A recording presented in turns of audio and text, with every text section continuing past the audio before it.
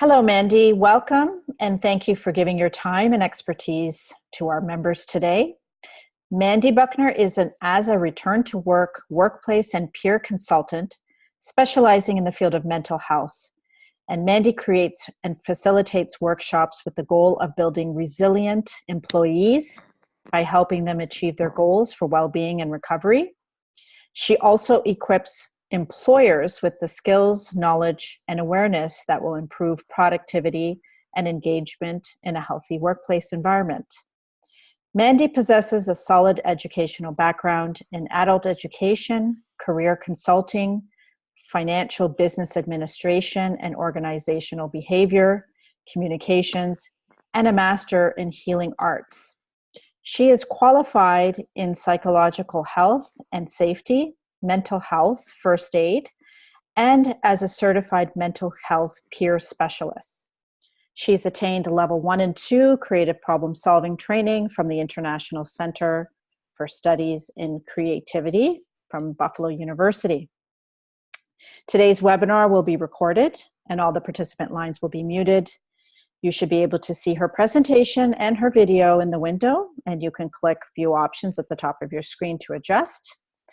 You will be able to ask questions in the chat window by clicking the chat icon at the bottom of your screen, and we'll have a 5-minute Q&A session after Mandi's presentation.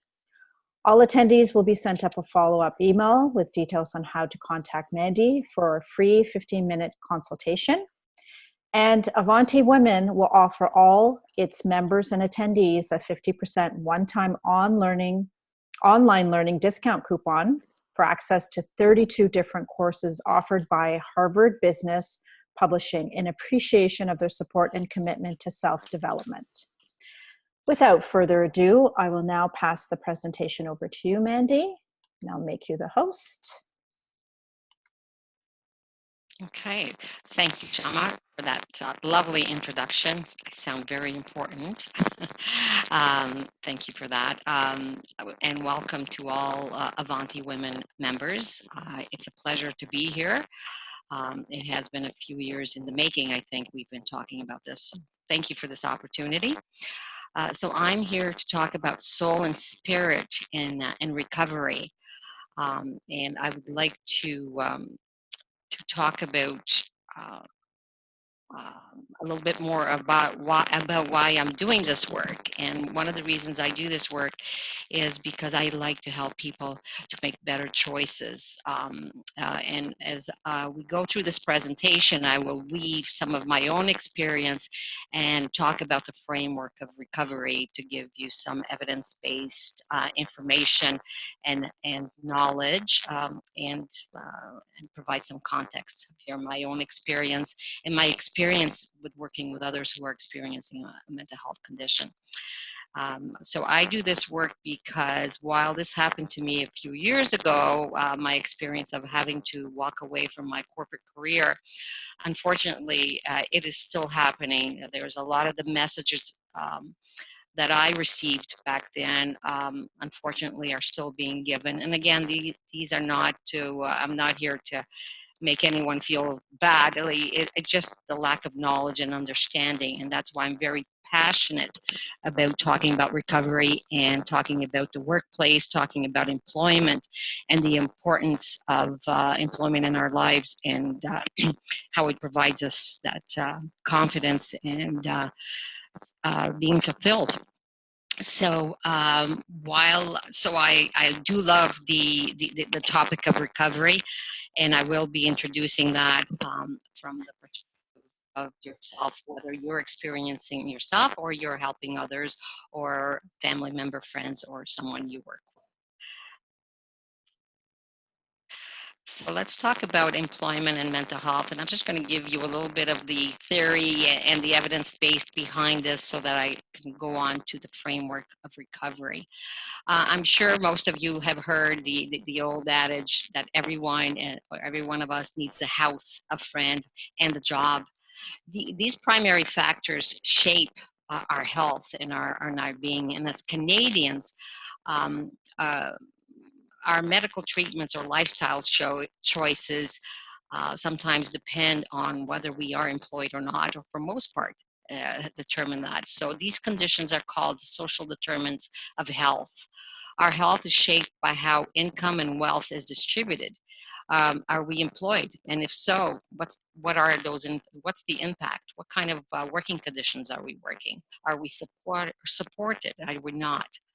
Our health is also determined by the health and social services we receive and our ability to obtain quality education, food and housing, among other factors.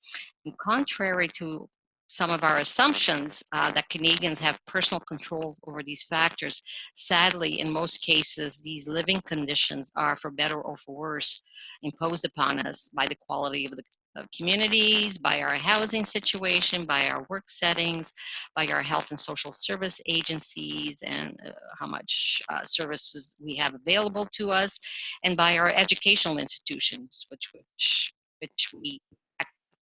Well, income is perhaps the most important social determinant of health because the level of one's income shapes the overall living conditions, our psychological functioning, and influences our health-related behaviors, such as the quality of our diet, the extent of our physical activity, such as some people will use excessive alcohol use for other personally or to cope. So for me, I would say that employment is one of the cornerstones to inclusion and to mental health and to wellness. Thus, having hope for recovery is crucial.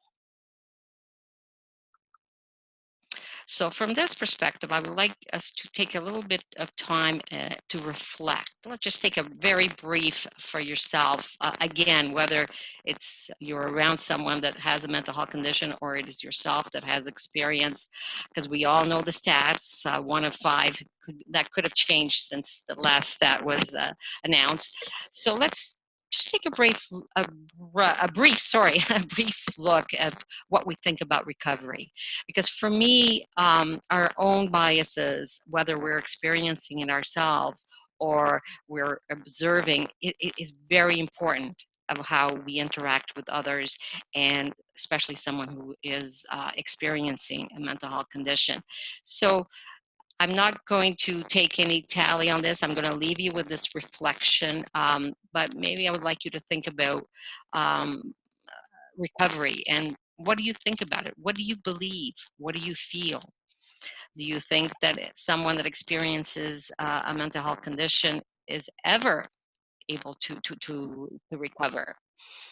So I'll leave that with you because I think one of the ways that we can indeed instill and change and burst that bubble of stigma is indeed to look at our own biases. So here's a quote from Dr. William Anthony, who's really a pioneer in the recovery movement. And the recovery movement is really pretty much in its infancy stages. Because this quote was written in 1980 by Dr. Anthony out of Boston University. And I know you can all read it, but I would like to just read a little bit of it. That recovery is a deeply personal, unique process of changing one's attitudes, one's values. It is a way of living a satisfying, hopeful, and contributing life. Recovery involves development of a meaningful life and having purpose in one's life as one grows beyond the devastation of, because I haven't met anyone yet that has not experienced a very mild to severe mental illness that has not lost all their confidence. It does change your life. So I leave you with that quote. So I want to move us from a little bit of the background into the recovery framework. So this is one of the qualifications that Shama talked about, and this is the peer qualification. A few years ago, when I heard the word recovery, as I was going through my own struggle, I latched onto that word because I was not receiving messages that said that I was going to be better, that I was going to be able to function. All I heard were messages around, you may have this for the rest of your life. You may not function. You have to lower your expectations. And this is from all different individuals who were looking after me, including my healthcare professional, my doctor.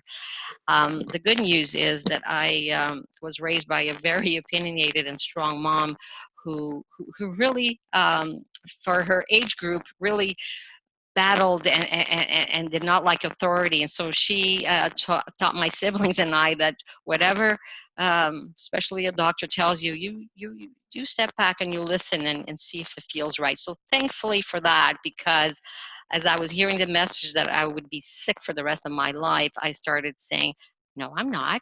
No, no, no. And that's when I think my journey started, where I wanted to find I wanted to find some way to heal. And thus, the 5 stages of recovery is really what this framework is.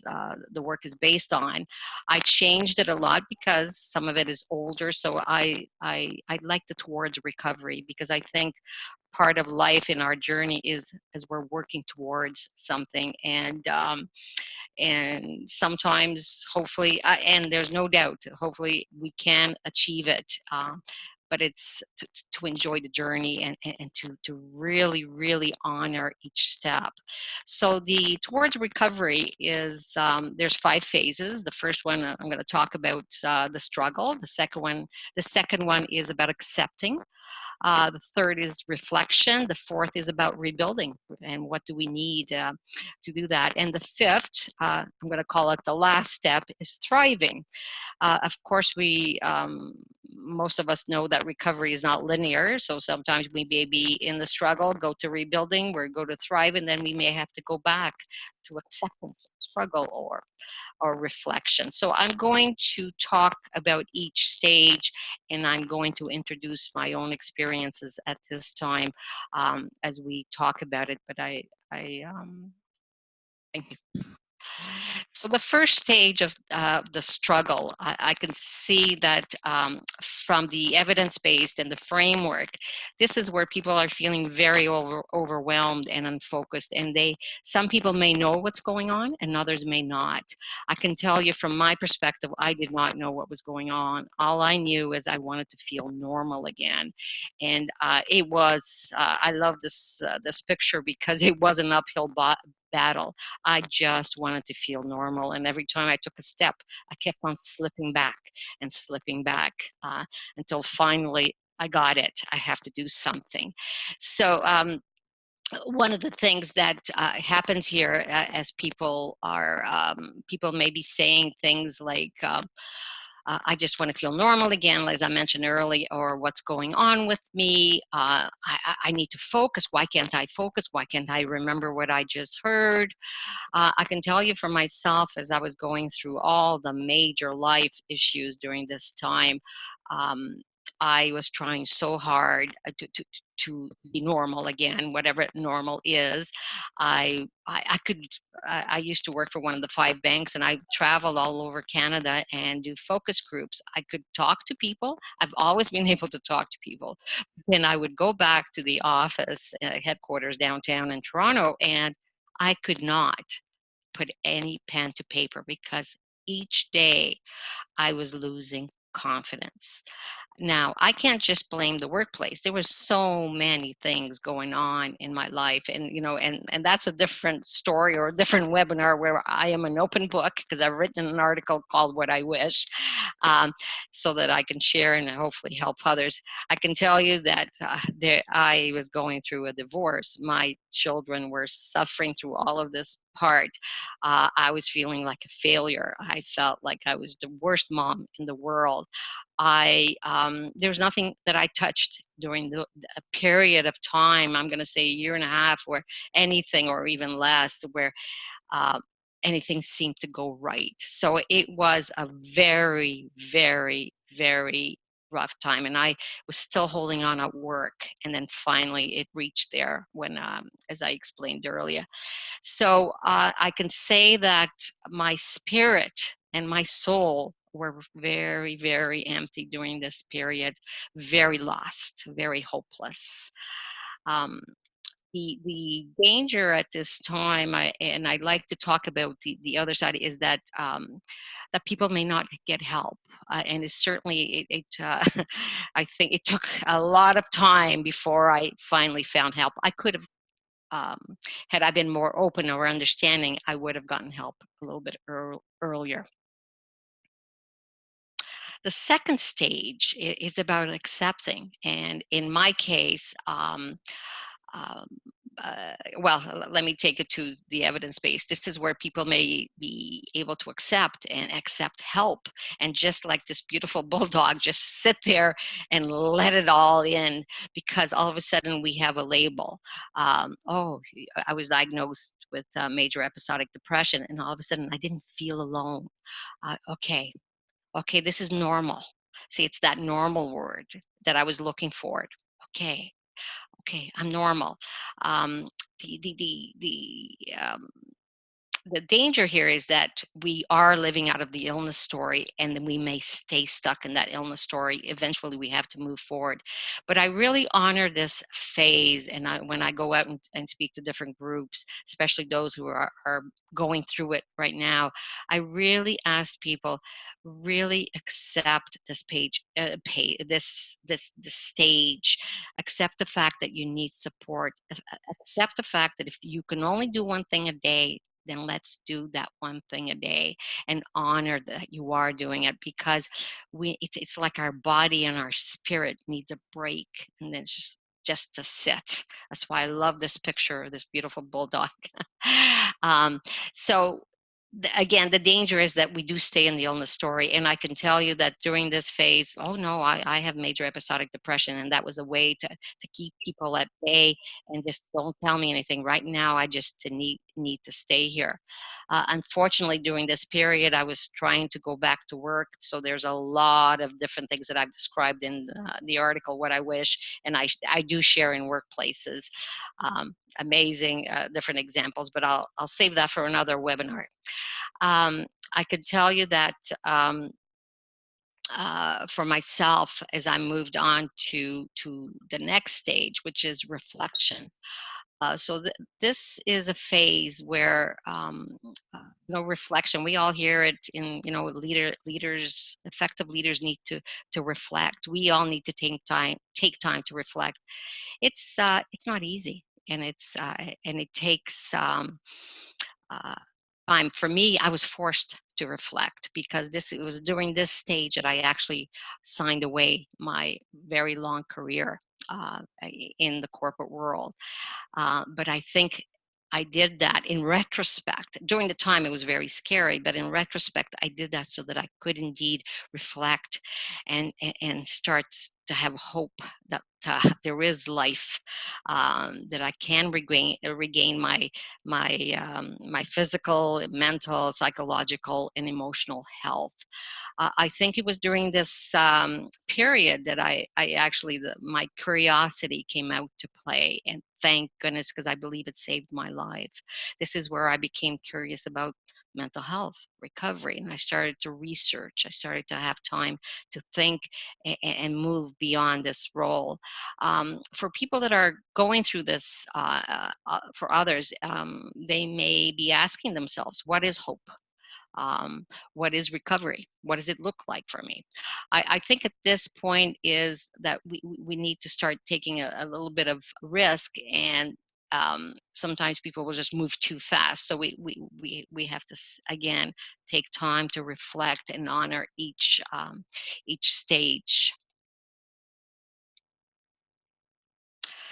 The fourth stage is rebuilding, and this is definitely something that I uh, um, well, from the evidence-based stages, this is something that we need to begin to challenge the disabling power of the illness. We need to start preparing uh, what we need, what resources do we have? What supports do we have? What skills do we have? Kind of getting to know ourselves again from, if we're returning to work, from that perspective, but also from a life perspective. What's important for me? What do I need going forward? So a lot of goal setting. And I can tell you that the course down in the state of Georgia that that is this framework was part of my recovery, because that's what they had us write our recovery story. Even though I didn't believe it at the time, it was actually part of the process. So I actually integrate that. From an illness to a recovery story, I do a lot of work around that with individuals and with groups, because it kind of gets us out of our stuckness, and to look at what life could be, what it looks like. So setting goals is very important, because as we're doing this step-by-step process, we're recognizing that we have a lot of skills. We haven't forgotten how to work, and we start to build our confidence, and we start knowing that it's okay to ask for help. So at this point, again, what the danger may be is that some people don't have the resources. And this is where I talked about those social determinants of health. Do we have the right supports in the community? Do we have the right supports in family? Do we have the right supports? Do we know where to go and get them? So very important to kind of build our own little, I don't want to call it army, because that sounds very negative, but our own little support system, or big support system. And again, using the curiosity, don't be afraid to try anything, to the alternatives. This is when I did my master's in healing arts, was during this period. And again, it was another thing that I did in order to help myself. I did the mindfulness program, the 9-week program. I did retreats on the hero's journey. It was just an amazing journey at trying to step by step getting back to who I was. And in here is where I actually ventured, because I was so scared I could never remember anything anymore, or I could ever work. This is where I went back to school and got my career consulting certification. Then from there, I did my adult education. And so with each step, our confidence grows, and we're able to do more and more, and move forward.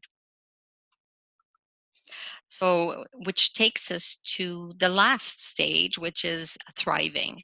So, thriving, this is, I don't like to use the word final, and I know I just used it, but it is the completion. It is at the end. It is, we all want to be thriving. This is where we're living full and meaningful lives, whatever that looks like for us, because this is a unique journey, just like our life and ourselves were unique, so is our recovery journey, and our goals are unique. So it is really very much around person-centered and what's important for us. As a matter of fact, I can tell you from my perspective that for thriving, I was very much, of course, I wanted the best for my family and my friends, and and was driven by that. But I was driven by the fact that I needed peace in my life. So I realized that I needed to change how I thought. So definitely my soul and my spirit played a big part in my recovery, because I did that inner work so that I could build my reservoir within, because life happens and life has happened, but got I know where to go and get my coping strategies. I can tell you that on Sunday I'm going on a silent retreat, because I know I need to build that, keep on filling that wonderful, beautiful reservoir of sense of self. So really thriving is about having a positive sense of self, being able to be leading the life that we want. I always, when I work with others, especially in this field, is I like to ask them, what's important to you? Use that as your vision, so that when things are rough, as life will throw it at us, what's important, keep that in mind, and then the different steps that we need to do. So why I put the word discernment under this um, stage is because for me, part of what I just described, and hopefully it was clear, is that discernment for me is having the knowing to know what I need to do, and also and trusting that. And that's something that I can tell you, before I went through this journey of having that the diagnosis of depression or a mental health condition, I did not have. I didn't trust my inner knowing, but I thankfully, just like these beautiful tall grasses in the beach that go with the flow with the wind, hopefully I will always be able to go with the flow and go with the wind, because life again happens, but to be able to still be strong because of the roots of what's going on inside is very important. So I, at this stage, I can say that I certainly have said this, and it sounds very corny, but I really believe it. I believe that depression happened for me. I believe that I grew as a result of this experience. So I always go out and share my story with two sides. One side is trying to help people make other choices or be more informed choices, let's say it that way. And the other one is, here I am, um, feeling grateful and full of joy, because here I am, and I am leading a full and meaningful life. So that is the last part of the stages, the 5 stages. There's a lot of things that go in there, but so in summary, the 3 messages that I would like to leave with you are um, the role of curiosity, whether it's for yourself or for others who you may be working with. Be curious. Curiosity did not kill the cat. It actually made them stronger, made explore. Because if something, well, and I guess with the trust, with the discernment of knowing whether that feels safe or not to do. But I would venture to say that just trying different things, we regain our confidence, and certainly hope in the possibility of recovery, which is one of the main thrusts of why I do this work, is to I mean, it's not only myself. A lot of my teachers, both in the US and here in Canada, have recovered and are leading amazing lives. Uh, they're my heroes. People like Dr. Patricia Deegan out of the US, who went on to become a psychiatrist after her major diagnosis with schizophrenia. Amazing individuals, real heroes. So, and again, the discernment is an aptitude. This is something that I use that word a lot for those who know me, because I believe that's that knowing. We I just know, so I have to trust that knowing. Sometimes it's hard to explain it, but to know, and and I feel so strong when I say that. I just know this feels right. Of course, we may want to get some facts behind it, but that's the way it is.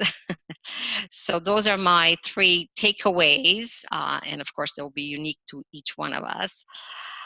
So having said that, so what's going on? So I think, as Shama mentioned at the beginning, I am open to talking to anyone who's interested in a 15-minute consultation, both for yourself or your organization, and it can be around the mental health field, or it can be around the career coaching, or it can be, we can just have a chat and a coffee. I love that as well. I love the people that I've met in this journey. It's amazing.